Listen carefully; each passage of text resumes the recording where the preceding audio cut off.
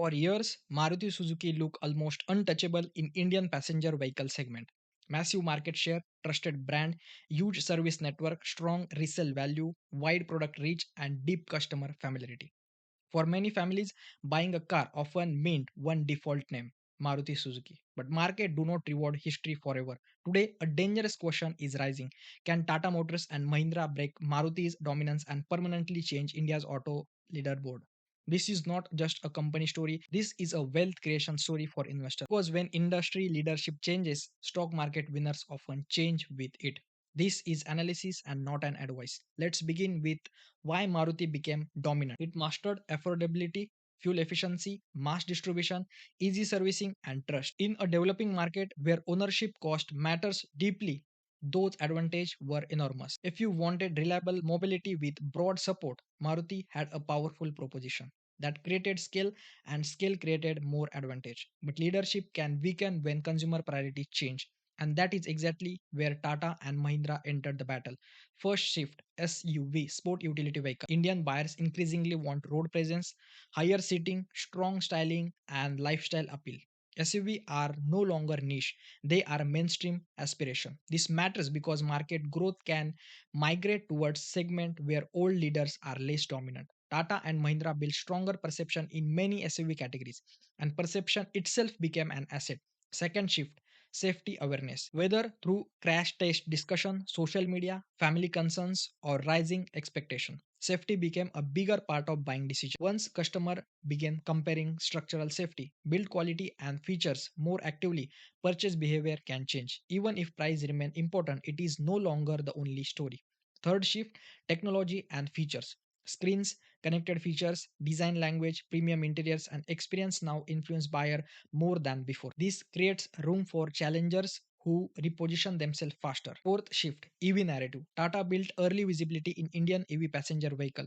Even if EV penetration remains modest today, leadership in a future category can improve brand perception across the portfolio. Investor noticed that early. Now let's talk Mahindra specifically. Mahindra has strengthened its image around SUV, premium utility vehicle, and aspirational ownership. In segment where identity matters, brand emotions can be powerful. A customer may not buy only transport, they may buy status, confidence, or lifestyle. That changes pricing power. Now the key investor question. Does this mean Maruti is finished? No. That conclusion would be lazy analysis. Maruti still has enormous strength competitors would love to own. Its service network is vast, rural and semi-urban trust remains strong. Running cost matters, resale matters, availability matters, financing relationship matters, manufacturing scale matters. For millions of buyers, these are still decisive advantage. Dominance does not disappear overnight, but dominance can slowly erode at the margin.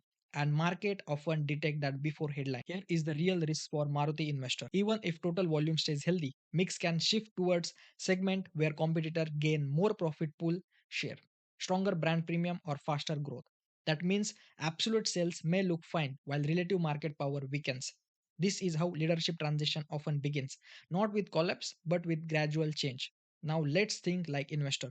If Tata Motor or Mahindra can gain share in fast growing, higher value categories while improving margins and brand equity, markets may reward them more than the incumbent. If Maruti responds strongly with better products, stronger repositioning, and successful transition, it can defend leadership and surprise skeptics. The battle is not over, it is evolving. What should investor track now? 1. SUV market share trend. Second, premium segment traction. Third, EV adoption and execution. 4. Margin performance across players. 5. Customer perception shift, especially among first time urban buyers. Sixth, valuation relative to growth. Because even the winning company can be a bad stock if overpriced. Final takeaway Tata and Mahindra do not need to destroy Maruti in one dramatic event. They only need to keep winning the categories that shape future growth, future margin, and future perception. Maruti does not need to dominate every segment to remain strong, but it cannot rely only on old advantage forever. In investing, yesterday's moat is valuable, but tomorrow's moat decides return. And that is why India's auto war matters far beyond car sales. It may decide the next decade of wealth creation in the sector. Make sure you subscribe the channel, like the video. See you in the next video. Thank you.